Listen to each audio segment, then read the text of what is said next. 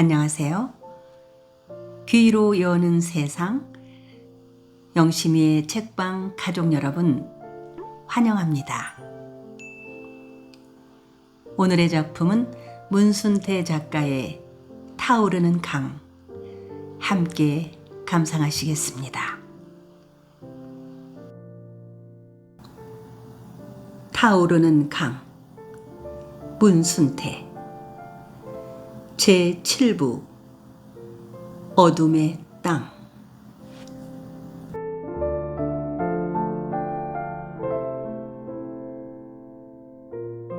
아무 일도 없다는 듯 평화롭게 모를 심고 있는 농군들을 보자 괜히 배알이 뒤틀리기 시작했다. 농군들의 노래가 마치 자신을 놀려대고는 소리처럼 들렸다. 서마지기 논빼미가 반달만치 남았으니 어서 바삐 심어서 각각 집에 돌아가세라고 부르는 노랫소리가 잘난치 하던 양만석이가 종놈 장흥부의 자식이라네 하고 소리 지르는 것만 같았다. 양만석은 물뚝을 내려서서 상수리 나무가 듬성듬성 서 있는 언덕배기 아래로 향했다. 몇 번이고 논둑에 엎어지면서 손을 휘저으며 농부드게로 다가갔다. 농군들은 양만석이가 휘청거리면서 그들 쪽으로 오는 것을 보자 노래를 중단하고 못 심는 데에만 열중했다. 여보시오, 우리 동척 편말을 어디에 있는 게요? 동척 말뚝을 누가 뽑았단 말이요? 논으로 다가온 양만석이가 취한 목소리로 소리쳤다. 농군들은 누구 한 사람 허리를 펴고 양만석에게 아는 채 하지 않았다. 여보시오들, 내 말이 안 들려. 양만석이가 다시 소리쳤다. 아무도 대꾸를 해주지 않았다. 나를 모르. 내가 누군지 모른단 말이오. 동척 말뚝을 누가 뽑아버렸어? 양만석은 그들에게 무시를 당하는 것 같아 울화가 뒤통수에 뻗질러 올랐다. 이 돈은 우리 동척론이요. 그러니 동척 말뚝을 다시 세우기 전에는 뭐를 심을 수가 없어. 양만석은 그러면서 논둑에 쪼그리고 앉더니 손에 닿는 대로 심어놓은 모를 뽑아서 농부들 쪽으로 뿌렸다. 그는 연신 동척말뚝을 다시 세우기 전에는 모를 한 포기도 낼 수 없다고 혀구부라진 소리로 올려대면서 심어놓은 모포기를 우두둑 쥐어뽑아 계속 휘뿌렸다. 그제야 농군들이 허리를 펴고 양만석을 쏘아보았다. 양만석은 구두까지 벗고 첨벙첨벙 논으로 들어서서 모포기를 뽑았다. 그때 젊은 농군 너댓 명이 약속이나 한 것처럼 우르르 양만석에 다가왔다. 양만석은 농군들이 그에게로 다가오는 것을 보지 못했다. 그는 여전히 모를 심어놓은 논바닥에 허리를 구부리고는 모포기를 쥐어 뽑아 던지고 있었다. 그때 양만석의 옆으로 다가간 농군들이 일시에 양만석의 팔과 어깨를 찍어잡고 논둑으로 끌고 나갔다. 아이, 무슨 짓질이여. 나를 붙들어 어쩌려고 이러는겨. 아니, 돼지고 싶어서 이러는겨. 양만석은 농군들한테 끌려가면서 술 취한 목소리로 떠들어댔다. 농군들은 그를 논 귀퉁이 쪽으로 다시 끌고 갔다. 내 놈들, 내가 누군 줄 알고 이러는겨. 돼지고 싶어서 이러는겨.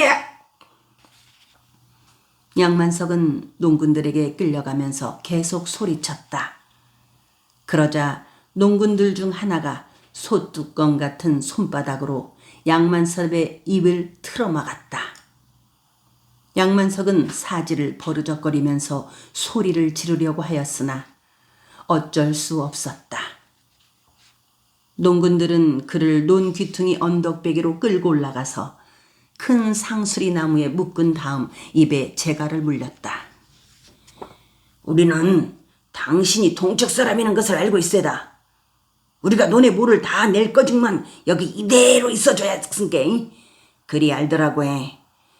우리가 모를 다 낸 연휴에는 우리를 살리든지 죽이든지 알아서 하시오만 지발 죄 없는 모포기는 뽑지 마시오잉. 우리가 모를 다 내 연휴에는 우리들 손발을 자르고 머리털을 몽실 뽑아도 괜찮은 게 지발 모포기만은 뽑지 마시오잉. 양만석의 입에 재갈을 물린 작달막한 키에 눈이 부리부리한 농군이 말했다. 농군들은 양만석을 상수리 나무에 묶어둔 채 언덕배기를 내려가서 다시 모내기를 시작하였다. 산천 밑의 남도경은 산천 초목 다 비어도 자자되는 비지나 말소. 올 키우고 내년 키워서 3, 4, 5년을 키워갔고 낙수 하나 휘어갔고 영산강에 들어가서 영산 처자 하나 낚을라네. 농군들 중에서 누구인가 목청을 뽑았다. 양만석은 언덕배기 상수리 나무 밑동에 묶여 자갈을 물린 채 논에서 농군들이 소리를 뽑으며 모를 내고 있는 모습을 내려다보면서 어금니를 갈았다. 술이 확 깨면서 정신이 칼날처럼 날카로워졌다. 머리 위에서는 매미가 낭자하게 울어댔고 언덕배기 아래 논에서는 농부들이 더욱 구성지게 목청을 뽑아 올렸다. 양만석은 매미까지도 그를 놀려대고 있는 것 같아 울고 싶었다. 양만석은 입에 재갈이 물린 채 상수리 나무에 묶여 이를 푹푹 갈아대다가 나뭇잎을 흔들어내는 강바람에 얼핏 잠이 들고 말았다. 그는 농군들이 다시 언덕배기에 올라와서 나무에 묶인 자신을 풀어주려고 하였을 때에야 깜짝 놀라 눈을 떴다. 자, 이제 너네 문을 다 냈으니 우리를 죽이든지 살리든지 알아서 하시오. 양만석을 풀어주고 입에 물린 재갈을 꺼낸 다음 키 작은 농부가 다소 풀이 죽은 목소리로 말했다. 양만석의 주위에는 그를 언덕배기로 끌고 왔던 농군들이 애둘러 있었다. 우리를 죽여도 좋은 게 모포기만은 지발 다시 뽑지 마시오잉. 키 작은 농부가 다시 말했다. 다른 농군들은 죄인처럼 참담하게 고개를 숙인 채 말없이 서 있기만 했다. 계산 쪽으로 서서히 해가 떨어지고 있었다. 몸이 풀린 양만석은 잠시 정신을 잃은 사람처럼 우두커니 서서 계산 꼭대기를 치잣빛으로 물들이고 있는 석양을 바라보았다. 그는 해가 떨어지는 광경을 바라보면서 자신이 어렸을 적에 등에 올라탔던 천한 종의 죽음을 생각하였다. 그 사람은 내 아버지가 아니야. 양만석은 치잣빛으로 물든 계산을 바라보면서 꿈속에서처럼 중얼거렸다. 자, 인자 어서 우리를 죽이든지 살리든지 하시오. 농군들 중에서 누군가 맥 빠진 목소리로 말했다. 그제야 양만석은 계산에서 시선을 거두어 그 앞에 죄인의 얼굴을 하고 서 있는 농군들을 보았다. 그리고 다시 어둠의 엷은 그림자 속에 묻히기 시작하는 논을 내려다보았다. 모내기를 마친 논이 어둠의 날개에 가려지기 시작하였다. 지발 모포기는 다시 뽑지 마시오. 그에게 재갈을 물렸던 키가 작고 눈이 부리부리한 농군이 사정하듯 매달리는 목소리로 말했다.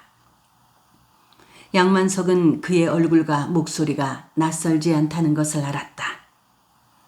그가 지난 봄에 동척 청년회 사람들과 논의 말뚝을 받기 위해 이곳에 왔을 때 낫을 휘두르며 논으로 뛰어들던 모습이 떠올랐다. 그때 키 작은 농부는 동척 청년 회원들에게 걸어갈 수 없을 만큼 짓밟힘을 당했다. 당신 이름이 뭐요? 양만석이 어둠의 그림자가 스미기 시작하는 농부의 얼굴을 가까이 들여다보며 물었다. 양만석은 그 키 작은 농부가 지난 봄에 비해 딴 사람처럼 성깔이 누그러져 있는 것을 이상하게 생각하였다. 지난 봄때 같으면 그는 당장 양만석의 목에 낫을 꽂았을지도 몰랐던 것이다. 지는 이창에 사는 박만득이로구먼요. 키 작은 농부가 한참이나 있다가 힘겹게 자신의 이름을 밝혔다. 그는 양만석에게 자신의 신상이 밝혀지는 것을 두렵게 생각하는 것 같았다. 박만득 씨, 당신도 노비 출신이요?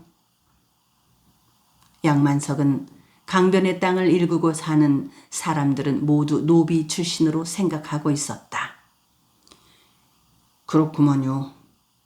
9살 때 속량이 되어 여기 왔구먼요. 양만석은 자신의 생각이 들어맞은 것에 기분이 좋아 얼굴을 하늘로 쳐들고 희미하게 웃었다. 하늘은 아직 대지보다 더 밝아 구름이 흘러가는 모양까지도 눈에 들어왔다. 다들 나를 따라오시오. 양만석은 한참 동안 하늘을 쳐다보고 있다가 기스락 아래쪽에서 들려오는 개 짖는 소리에 놀라며 다급하게 말했다. 그는 개 짖는 소리가 들려오는 쪽을 휘어보았다. 모락모락 연기가 솟아오르는 것으로 미루어 마을이 있는 것 같았다. 그를 상수리 나무에 묶어 놓았던 농군들이 이 마을 사람들일지도 모른다는 생각을 했다. 그는 어서 나를 따라오시오 하고 큰 소리로 말하고 서둘러 물뚝 쪽으로 내려갔다. 지발 너네 못포기는 뽑지는 마시오. 양만석이가 논 쪽으로 내려가자 박만득이가 애원하듯 말했다. 어쩌면 농군들은 양만석이가 논 쪽으로 내려가는 것을 보고 모포기를 뽑으러 가는 것으로 알았는지 몰랐다. 차라리 저희들 머리크락을 뽑아주시오. 저 모포기들이 우리들 목숨만치나 귀하니까요. 농군들 중에서 나이가 가장 많은 사람이 양만석을 바짝 따라 걸어오며 사정을 하였다. 잔소리 말고 나를 따라오게 하시오. 양만석은 장작 패는 듯한 목소리로 내질러 버렸다. 그는 농군들이 모를 낸 논을 지나 물뚝으로 올라섰다. 그제야 농군들은 양만석이가 논에 들어가서 모를 뽑지 않으리라는 것을 알고 서로를 번갈아 보면서 고개를 끄덕였다. 그들은 가벼운 마음으로 양만석을 따라 물뚝을 탔다. 양만석은 5명 농군들을 끌고 동척 사무실로 가기 위해 선창거리를 질러갔다. 그는 해가 머리 위에 있을 때부터 치쟇빛 석훈을 서쪽 하늘에 뿌리며 계산 꼭대기 너머로 떨어질 때까지 입에 재갈이 물린 채 묶여 있었던 일을 생각하면 당장에 그들을 영산강 물속에 처박아도 마음이 풀리지 않을 것 같았다. 그는 농군들을 동척 사무실로 끌고 가서 혼을 내줄 생각이었다. 농군들은 동척으로 끌고 간 양만석은 그들을 우선 창고 안에 가두고 나서 선창거리 떼죽나무집 주막을 찾아가 취하도록 술을 퍼마셨다. 술을 마시면서 그는 또 몸속의 피를 모두 쏟아버리고 싶은 충동 때문에 염통이 근질거렸다. 몸속의 마지막 한 방울까지 피를 쏟아버리고 싶은 생각이 간절할수록 장부 얼굴이 점점 더 커지면서 눈앞에 어른거렸다. 그는 장흥부 모습을 머릿속에서 지워버리기 위해 거푸 술을 마셨다. 몸을 가눌 수도 없을 만큼 술에 취한 양만석은 밤이 깊어서야 몽둥이를 들고 동척 창고 안으로 들어가 닥치는 대로 휘둘러댔다. 미친 듯 몽둥이를 휘둘러대다가 스스로 창고 바닥에 쓰러져 잠들고 말았다. 다음 날 아침 햇살이 창고 안으로 스며들기 시작해서야 눈을 떠보니 농군들은 보이지 않았다. 양만석은 다시 선창거리 주막으로 갔다. 맑은 정신으로는 잠시도 마음을 추스를 수가 없었다.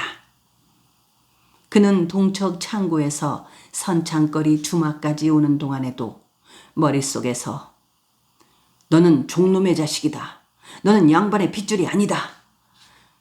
라는 소리가 윙윙거리는 것 같았다. 양만석은 날마다 주막에서 살았다. 낮이나 밤이나 술에 취한 그는 심신이 흐느적거렸다. 한순간도 맑은 정신으로 앉아있지 못하였다. 술에 취한 채 비틀거리며 선창거리를 어슬렁거렸다. 집에도 가지 않았다. 어머니를 만나지 않기로 작정을 한 것이다. 그동안 행랑아범이 어머니 소식을 갖고 서너 차례나 그를 찾아왔으나 그때마다 술에 취한 채 심한 말로 돌려보냈다. 양만석은 아침 이슬부터 거나하게 술에 취해 선창거리를 지나가다가 마금례와 잡박 마주치고 말았다. 두 사람은 피하지 않고 자연스럽게 얼굴을 마주 보았다. 아니, 양진사댁 새서방님이 아니신교? 마금례 쪽에서 먼저 존댓말로 흔연스럽게 아른 채를 해왔다. 참, 장계동이 모친이시로군요. 헌데 목포로 돌아가실라고요? 아니구만이라오. 오늘이 우리 계동이 아버지 치상날이라서 먼 발치로라도 볼라고. 마금례는 오랫동안 아무렇지 않게 양만석 얼굴을 바라보았다. 양만석 쪽에서 먼저 고개를 돌리고 뒤돌아서 초초한 모습으로 발걸음을 옮겼다. 그는 할 일 없이 선창거리를 두어 바퀴 돈 다음 새끼네를 향해 영산강 물뚝을 탔다. 어디선가 상여 소리가 들려오는 것 같았다. 자세히 귀를 기울여 보니 그것은 상여 소리가 아니라 애원처절한 목소리로 판소리 한 대목을 뽑아대는 소리였다. 새끼네 물목구비에 이른 양만석은 새끼네로부터 계산으로 이어진 긴 행렬을 보았다. 그 행렬은 상여도 명정도 없는 장흥부의 초라한 장례 행렬이었다. 망자의 유언대로 멍석말이 장례였다. 오랜만에 고향에 온 판쇠가 웅부의 시신 앞에서 상여소리 대신에 판소리 가락으로 목청을 뽑았다.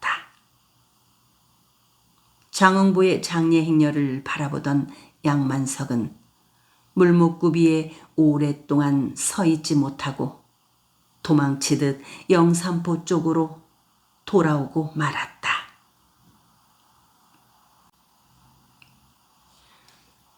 처마 끝에서 참새떼가 시끄럽게 우짖는 소리에 눈을 든 쌀분이는 한동안 반듯하게 누운 채 천천히 고개를 돌려가며 방안을 두렵거렸다.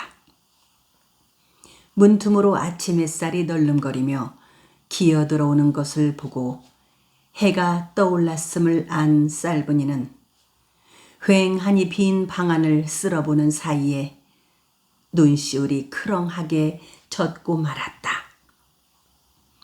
하늘과 땅 사이가 온통 텅 비어버리고 혼자 남아있는 듯 쓸쓸함을 이겨낼 수 없어 하염없이 눈물이 쏟아졌다.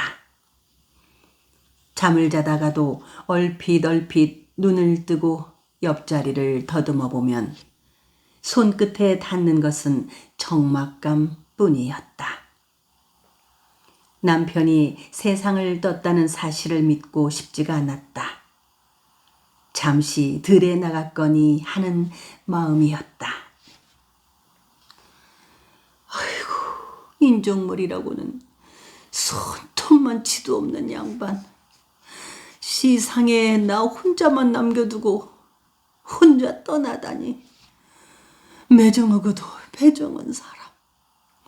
한날 한시에 서로 손 마주 잡고 나란히 누워서 함끈에 죽자고 약조해놓고 혼자만 가불다니.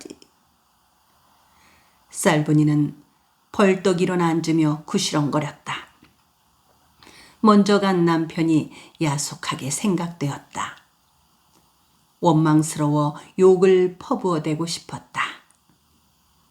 처마 끝에서는 여전히 참새떼가 시끄럽게 우짖어댔으나 집안은 무덤 속처럼 고즈넉했다. 개동이는 학교에 출근을 하였고 우아미는 논에 김을 매러 갔다. 밤 늦도록 잠을 이루지 못하고 몸을 뒤척이며 한숨만 폭폭 내쉬다가 새벽 무렵에야 눈을 붙인 쌀분이는 해가 벌겋게 떠오른 후에야 일어났다. 그녀가 일어날 무렵이면 집안은 언제나 뜨거운 햇빛 속에 고즈넉이 가라앉아 있게 마련이었다. 쌀분이는 앉은 걸음으로 방문 쪽으로 다가가 집안 동정을 살펴보며 마른 기침을 토해냈다. 기침 소리를 듣고 개동이 안 사람이 나타날 줄 알았으나 개동이 안에는 코빼기도 보이지 않았다. 쌀분이는 요즘아 개동이 아내가 자신을 소홀하게 대하는 것 같아 심사가 뒤틀렸다. 안방에서 기침 소리가 나면 마땅히 쪼르르 달려나와 아침 문안을 올려야 할 터인데도 제 방에 들어앉은 채 꼼짝도 하지 않는 것이었다. 이 모든 것이 남편 한 사람 세상 떠난 탓이라고 생각하니 눈물이 저절로 나왔다. 쌀분이는 방문을 걷어차고 나가서는 집신을 꿰고 집을 나섰다. 이날도 쌀분이는 부지런히 계산 쪽으로 걸음을 재촉하였다. 쌀분이는 마을 모퉁이를 휘돌아가다 점덕이 어머니와 마주쳤다. 아이고 오동네. 또 영감 몇 등에 가는구먼. 오동네 어메. 이러다가는 명대로 못 살고 영감 옆으로 가고 말것단게. 죽은 사람은 죽은 사람이고 산 사람은 산 사람인겨. 이러지 말고 죽은 오동네 아버지하고 정을 뚝 끊어불어. 죽은 사람하고 정을 못 끊으면 큰 병나. 점덕이 어머니는 한사코 오동네 어머니 팔을 잡고 늘어졌다.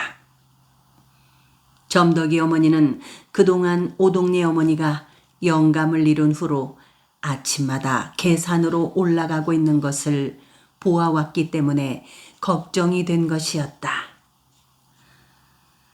나 붙잡지 말어. 자네는 내 속 몰라. 우리 영감 몇 동이라도 가지 않으면 속이 발랑 뒤집힐 것 같단 게 그려. 쌀분이는 점덕이 어머니 손을 물리치며 울먹이는 목소리로 말하였다. 안 되는구먼. 산 사람이 죽은 사람 가까이 오면 안 되는구먼. 자네는 내 맘 모른단께. 이 세상에서 내 맘 아는 사람 아무도 없단께. 쌀분이는 점덕이 어머니의 손을 뿌리치고 도망치듯 떡갈나무 숲을 가로질러 계산 쪽으로 뛰어 올라갔다. 점덕이 어머니는 하는 수 없이 그 자리에 우두커니 서서 애잔한 눈으로 쌀분이의 뒷모습을 바라보며 혀끝을 찼다. 쌀분이는 칡넝쿨에 발이 걸려 엎어지고 청밀의 덩굴 가시에 찔려 손에 피를 흘리며 허위허위 계산으로 올라갔다. 햇살이 따가워 땀을 뻘뻘 흘리면서 계산에 오른 쌀분이는 영산강이 내려다 보이는 산마루 비탈에 자리 잡은 남편 장흥보의 묘 앞에 쓰러졌다. 그녀는 묘 앞에 쓰러진 채 목구멍까지 차오르는 슬픔을 토해내며 울음을 터뜨렸다. 오동네 아버지, 나는 어찌꼬름 살라고 혼자만 여기 편안하게 누워 있음기라오. 나 혼자 누구건 띄우지어고 살라고 영감만 훌쩍 떠나고 말았는그라오. 쌀분이는 참아온 울음을 목청껏 쏟아냈다. 그녀는 웅부가 세상을 뜬 후 날마다 계산에 올라 남편 무덤에 엎드려서 하루를 보내곤 하였다. 어떤 날은 새벽에 집을 나서서 어둠의 그림자가 계산을 덮어올 때까지 종일 남편의 무덤 옆에 있다가 돌아오기도 하였다. 다음 날도 그 다음 날도 쌀분이는 남편 무덤을 찾아 계산에 올랐다. 그녀는 햇살이 사그라지고 검실검실 안개 같은 어둠의 그림자가 무덤의 주위를 휘감아 올 때까지 두 팔을 크게 벌려 봉분을 힘껏 끌어안은 채 엎드려 있기도 했다. 집에 내려가기가 싫었다. 남편 무덤 옆에 있는 순간 마음이 이렇게 편안할 수가 없었다. 구들이 뜨거워진 방에 나란히 누워있는 것처럼 기분이 좋았다. 언제까지나 그같이 편안한 마음으로 있고 싶었다. 편안한 마음으로 남편의 무덤에 엎드려 있자니 얼숭얼숭 잠이 쏟아졌다. 그대로 잠이 들었다가는 밤이 깊어 집에 돌아갈 수가 없을지도 몰랐다. 그녀는 마음속으로 어둠이 짙어지기 전에 산을 내려가야겠다는 생각을 하면서도 몸을 일으키지 못하고 그대로 엎드려 있기만 하였다. 그때였다. 무덤 속에서 갑자기 찬바람이 휙 소리를 내면서 빠져나오는 것 같더니 거칠게 쌀분이의 몸을 덮쳐왔다. 순간 그녀는 몸이 오싹해지면서 으스스한 냉기를 느꼈다. 갑자기 무섬증이 엄습해왔다.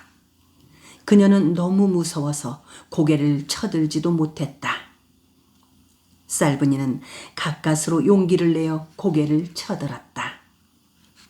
그때 다시 무덤 주위에서 음산하고도 차갑게 느껴지는 바람이 휙 스치더니 그녀의 머리끄댕이를 잡아채는 것 같았다. 순간 그녀는 자기도 모르게 비명을 지르면서 뒤로 벌렁 넘어지고 말았다. 음산하고도 싸늘한 바람은 계속 그녀의 주위를 맴돌면서 머리끄덩이를 쥐어뜯고 사지를 비트는 것 같았다. 그녀는 온몸의 개털까지도 빳빳해질 만큼 소름 끼치는 두려움을 느끼면서 앉은 걸음으로 무덤에서 멀리 피했다. 그녀는 오동네 아버지, 왜 이러요? 제발 이러지 마시오. 응? 하고 떨리는 목소리로 말하면서 무덤으로부터 멀리 뛰었다. 마치 살아있는 사람이 그녀에게 달려들어 머리끄덩이를 쥐어뜯고 팔다리를 비틀어대는 것처럼 음산하고도 싸늘한 바람은 계속 쌀분이를 뒤따라오면서 괴롭혔다. 그녀는 수없이 넘어졌다가 다시 일어서 비명을 지르고 뛰었다. 가까스로 집에 돌아온 쌀분이는 자리에 누워 헛소리를 하였다. 그녀는 다음 날도 그 다음 날도 자리에서 일어나지 못하고 식은땀을 흘리며 헛소리를 하였다. 개동이가 의원을 불러오고 탕약을 다려 마시게 하였으나 차도가 없었다. 쌀분이는 자리에 누운 지 열흘이 지나서야 문밖 출입을 하기 시작하였다. 그녀는 다시 남편의 무덤에 가지 않았다. 마을 안악들이 어째서 요새는 영감한테 안 가고 발걸음을 뚝 끊어버렸을까? 계산에 잠들어 있는 영감이 섭섭해하겠구만 하고 놀려댈라 치면 산 사람이 죽은 사람 가까이 오면 어찌 되는지 아는감? 그러다가는 산 사람도 귀신이 되는 법이여 하였다. 어느 날 쌀분이는 작대기를 짚고 집을 나서 계산으로 올라가는 바람 모퉁이 산전에 이르렀다. 그녀는 산전 밭둑에 서서 남편이 묻혀있는 계산을 올려다보았다. 너무 오랫동안 남편을 찾아가지 않아 남편이 섭섭해할 것만 같았다.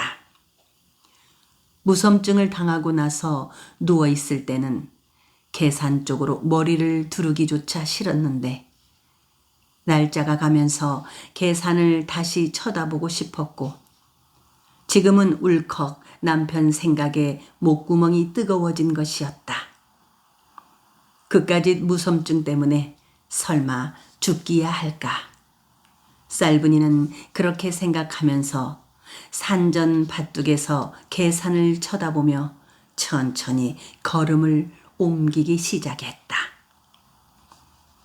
조금은 무서운 생각이 발걸음을 무거워지는 듯 하였으나 용기를 내어 올라가고 있었다. 그녀는 떡갈나무 숲 사이를 올라가다 말고 갑자기 걸음을 멈추어 섰다. 어디선가 음산한 바람이 엄습해 올 것만 같았기 때문이다. 더 이상 걸음을 옮길 수가 없어 그 자리에 선 채 남편이 묻혀있는 계산 봉우리 쪽만 쳐다보았다. 용기를 내어 다시 올라가 보려고 하였으나 땅에서 발이 떨어지지 않았다. 쌀분이는 떡갈나무 사이에 주저앉고 말았다. 하늘에서 불길을 내뿜고 있기라도 하는 것처럼 햇살이 뜨겁게 이글거렸다. 그녀는 땀에 흠씬 젖은 채 떡갈나무 앞 아래에 앉아있기만 하였다. 몇 번이고 다시 계산을 오르려고 마음을 다잡아 보았으나 한 발짝도 옮기지 못했다. 그녀는 마을로 내려오고 있었다. 그녀는 산전 모퉁이 큰 소나무 그늘 밑에 앉아서 땀을 식히며 한여름 대낮의 햇살을 받아 밤하늘의 별처럼 반짝이는 영산강 물비늘을 내려다보았다. 무섬증에 떠밀려 산에서 내려온 것이 아쉽긴 했으나 그래도 이만큼이나 용기를 내어 남편 무덤 쪽을 쳐다볼 수 있게 된 것만으로도 다행이다 싶었다. 쌀분이는 산전머리 소나무 그늘 밑에 앉아서 계산 봉우리를 쳐다보고 있다가 깜빡 졸았다. 졸고 있는 중에 산전머리 아래쪽 덤불 속에서 바스락거리는 소리를 들었다. 바람 한 점 없이 더운 날씨라 나뭇잎 바스락거리는 소리 하나까지도 분명하게 들을 수 있었다. 그러나 덤불 속에서 들려온 소리는 나뭇잎 바스락거리는 소리가 아니었다. 산새나 작은 짐승이 움직이는 소리겠거니 하고 눈을 감았다. 다시 나뭇가지 꺾어지는 소리가 들려 퍼뜩 눈을 떠보았더니 무엇인가 희끗 덤불 속을 지나가는 것 같았다. 그녀는 벌떡 일어서서 으름덩굴이며 칡넝쿨, 청미래나무, 쥐똥나무 등이 얼크러진 덤불 쪽을 살펴보았다. 한참을 더듬어 보았으나 아무것도 눈에 띄지 않았다. 그녀는 천천히 마을로 내려오기 시작하였다. 마음을 한껏 움츠리고 산전머리를 휘어 돌아 내려오르다가 으름덩쿨이 휘덮인 덤불 속에 숨어있는 사람 모습을 발견하고 깜짝 놀라 걸음을 멈추어 섰다. 뉘기요. 거기 웅크리고 있는 사람이 뉘기나니까. 쌀분이는 용기를 내어 덤불 속에 몸을 웅크리고 있는 사람을 향해 소리쳤다. 혹시 남편의 무덤에 엎드리고 있을 때 음습한 찬바람을 일으키며 무섬증을 주었던 것이 사람의 소행일지도 모른다는 생각을 하면서 꼼짝하지 않고 덤불 속 사람을 꼬나보았다. 아무 움직임이 없자 쌀분이는 용기를 내어 덤불 쪽으로 다가갔다. 오지 마시오. 가차에 오면 안 되는구만이라오.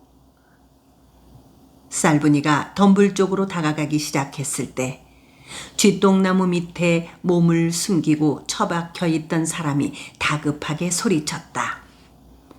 여자 목소리에 다소 마음을 놓았다. 뉘기요. 어째서 덤불 속에 숨어 있는 거라. 쌀분이가 덤불 쪽으로 고개를 길게 느리고 물었다. 나여라오. 나라니. 내가 뉘긴디. 쌀분이는 덤불 속 안악이 필시 아는 사람이 분명한 듯 싶어 길 아래쪽으로 내려서며 되물었다. 안악의 목소리가 어딘지 모르게 귀에 익은 듯 하였다. 그녀는 안악 옆으로 조심스럽게 다가갔다. 안악은 쌀분이가 가까이 다가오고 있음을 알아차리고 몸을 더 조그맣게 웅크렸다. 뉘기냐니까. 비렁뱅이 차림에 안아 가까이 다가간 쌀분이가 경계를 늦추지 않고 거듭 물었다. 그러나 안악은 쥐똥나무 밑동 속으로 고개를 더욱 깊숙이 처박을 뿐이었다. 가차에 오시면 안 된단께라오. 비렁뱅이 차림 안악이 찾아 들어가는 목소리로 말했다. 그때 쌀분이는 안악 곁으로 바짝 다가가 쭈그리고 앉아 떼죽나무 밑동으로 고개를 내밀었다. 안악의 몸에서 살이 썩는 듯한 역겨운 냄새가 풍겨왔다. 속이 뒤집힐 것 같았으나 한껏 숨을 죽이고 참으며 손을 뻗어 안악의 어깨를 잡았다. 안 된단께라오. 냉큼 저리 비키시오. 아니 왜 이러는 게요? 댁은 뉘기요. 말 허겄은께 저리 비키시란께라오. 어서 비켜요. 어째서 비키라는 게요? 글씨 죄다 말을 할 텐께 냉큼 비키시오. 어디가 편찮으신 게요? 아이고 몸이 편찮으신 게로구만. 그렇구먼요. 지는 문둥이라오. 무엇이라고? 쌀분이는 소스라치게 놀라며 서너 발짝 뒤로 물러섰다. 그제야 비렁뱅이 안악이 한사코 몸을 숨긴 연유를 알 수 있을 것 같았다. 그녀는 안악이 문둥이라는 것을 알고 그곳을 빠져나가기 위해 도망치듯 몸을 돌렸다.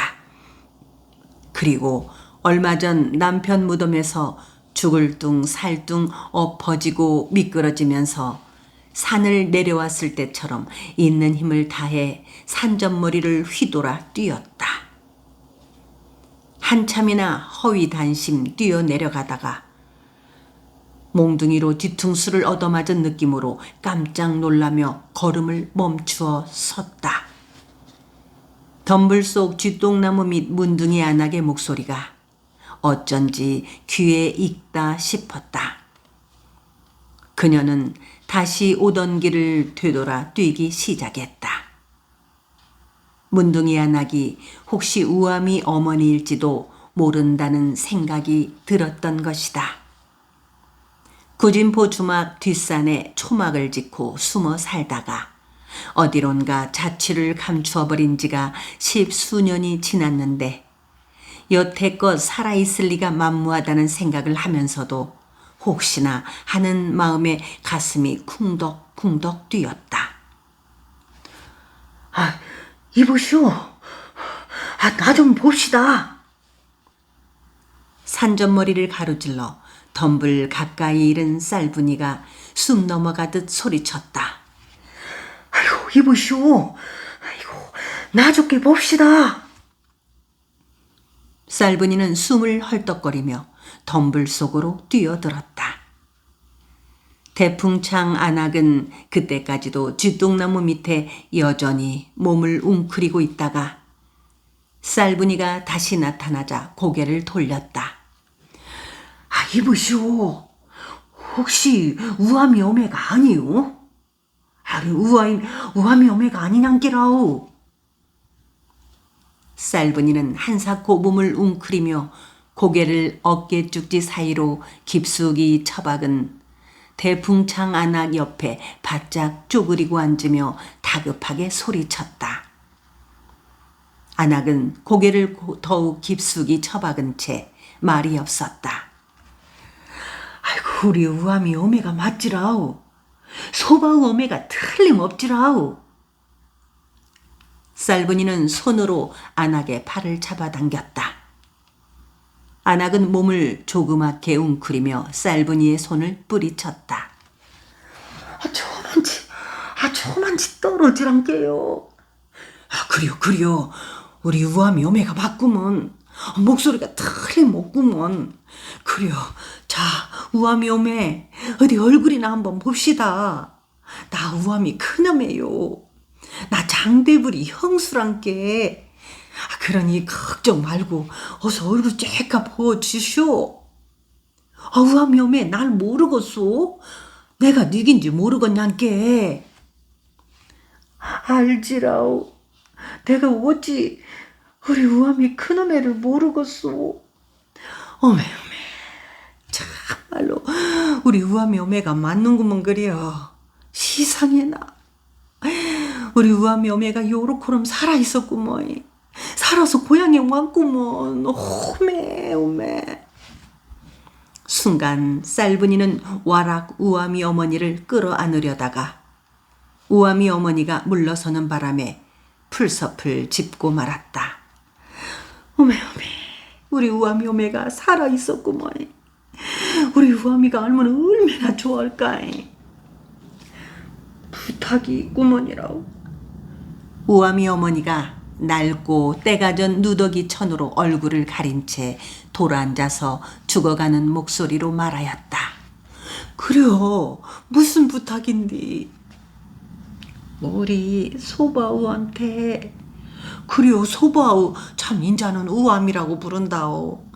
지 아버지가 우암이라고 부르라고 했당만. 그려, 우암이언티 내가 여기 왔다고 하지 마시오. 곧 여기를 떠날 것인게라오. 떠나다니 어디로라오? 이 몸으로 또 어디를 간다고 그려요? 참, 우암이 큰아버지가 돌아가셔서 어쩔 거라오. 오동네 아버지 세상 뜬 것은 못 지게 하요? 새끼네 운지가 한 보름 되었구만이라오. 보름씩이나 되었는데도 오늘 쌈 만났구먼. 성님. 우아미 어머니는 자신이 쌀분이보다 연상이란 것을 알면서 처음으로 형님이라고 불렀다. 성님을 만나려고 보름 동안을 여기서 못내 여수고만 있었단께라오. 오늘 아침에도 바람 모퉁이 솔밭에 숨어 있다가 성님이 산으로 올라가는 것을 보고 길목을 지키고 있었구만이라오. 시상에나 보름씩이나 이녀 고향에 왔다 숨어 지내다니. 아이고 시상하나.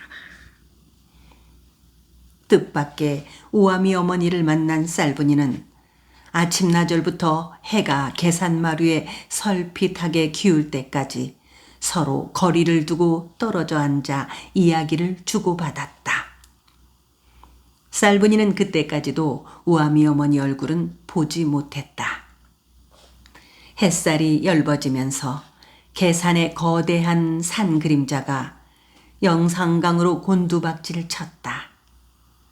쌀분이는 문득 영산강에 잠긴 산 그림자를 내려다보면서 그녀가 웅보를 따라 영산강에 건너와 새끼네 주막에서 우아미 어미를 처음 만났을 때를 떠올렸다.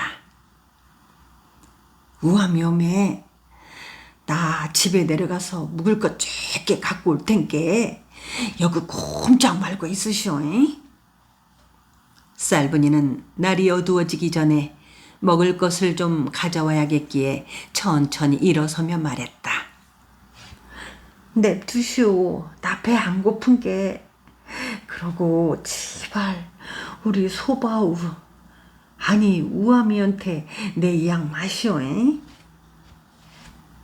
암튼 여기 있으시오. 우리 집으로 한꺼번에 갔으면 죽었는데. 쌀분이는 서둘러 마을로 내려갔다. 그녀는 산전 모퉁이 흙구덩이 앞을 휘돌아 내려가면서 얼핏 뒤를 돌아다 보았다. 집에 내려간 사이에 우아미 어머니가 자취를 감추어 버릴까 걱정이 되었기 때문이다. 정신없이 집으로 내려온 쌀분이는 부엌으로 들어가서 잡곡밥을 고리 도시락에 퍼담아 소금을 뿌린 후 보자기에 싸들고 서둘러 집을 나섰다. 그녀가 도시락 보자기를 들고 불이 나게 집을 나서고 있는 것을 본 개동이 처가 해걸음에 어디를 그렇게 서둘러 가느냐고 물었으나 쌀분이는 들은 채도 않고 돈들막을 내려갔다. 그녀는 산을 올라가면서도 그 사이에 우아미 어머니가 계산을 떠나버렸으면 어쩌나 하고 마음 졸이면서 허위허위 탄물음을 쳤다. 산전 모퉁이를 추어 올라가면서 목이 쉬도록 우아미 어메